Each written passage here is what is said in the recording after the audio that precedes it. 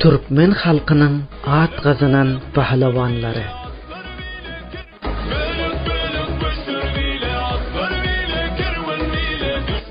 YouTube kanalına göçüren Muhammed Azim Türkmen.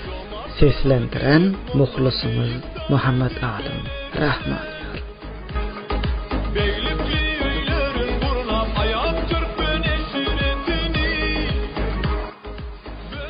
Kadirli dinleyiciler, Türkmen halkının en kadimdan beri hazırca başka oyunlar kaptalında güreş ya da pahlavanlık sport ve oyunlar hem toylarda ve bayramlarda has bir resmi rivaj ve an'ana bolup gelipdir.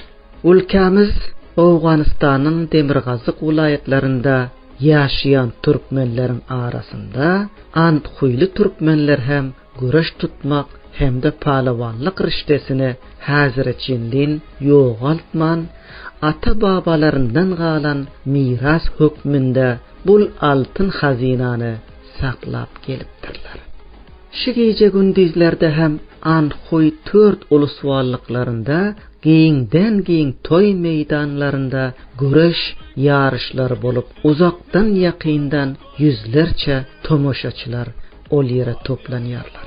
Eğer de geçmişten yadlasak Antxuyda at kızının meşhur pahlavanların biri hem rahmetli Qurbanchal pahlavan bolupdur. Qurbanchal pahlavan Antxuydaki Pataş kavmundan bolan soň halkın arasında Qurbanchal pahlavan Pataş adında tanılıp geçipdir. Qurbanchal en güýçli ve meşhur pahlavan bolup ötenmiş. Ol diňe Antxuyda däl, belki Awganistan hemde Demirgazık vilayetlerinde at kazanıp ve öz zamanında yeketak pahlavan bolup geçipdir. Qurbanchaly hiçbir pahlavan güreş yarışlarında yıkıp bilmendir.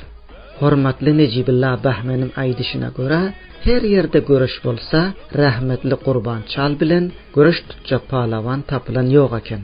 Ve onun yaşı ötüp garriyan çağında hem köp yaş pahlavanları terbiyelap olara güreşin emellerini örgütüpdir. Qurbanchaldan soň Antxuyda rahmetli Mahtum pahlavan çıkıptır. Ol hem Antxuyda ve Awganistanyň Demirgazık vilayetlerinde at kazanıptır. Mahtum pahlavan hem her yerde güreş bolsa, owal çanagy alar eken. Hiç kim onun mukabilden çıkıp bilen ýok eken. Mahtum pahlavandan soňkylar katarında şehit Hudaýberen kelti diýip hem bir meşhur pahlavan bolup ötüpdir. Rahmetli Mahtum pahlavandan soň şolar ýaly güýçli pahlavanlardan ýene biri şehit Hacı Hudaýnazar pahlavan Pataş bolupdyr. Hacı Hudaýnazar pahlawana halklar huddy pahlavan hem diýar ekenler. Şol wagtlarda Rahmanberdi pahlavan we ondan soň Hudaýberen pahlavan aşker at gazanmak bilen meýdana çykyp boy görkezipdirler. Soňky çağlarda Hudaýberen pahlavan aşkerin şagirtleri Abdulhalyk Kuyik pahlavan we rahmetli Muhammed Şerif pahlavan meşhur bolupdyr. Muhammed Şerif pahlavan hem yeketak pahlavanlardan sanalýardy. Emma rahmetli Muhammed Şerif pahlavan mundan bir näçe ýyl öň agyr kesellik derdi sebäpli dünýäden göz yuman. Hazır şol pahlavanlardan hormatly Hudaýberen aşker pahlavan we Abdulhalyk pahlavan diýirdirler ki hazır Antxuyda ýaşaýarlar.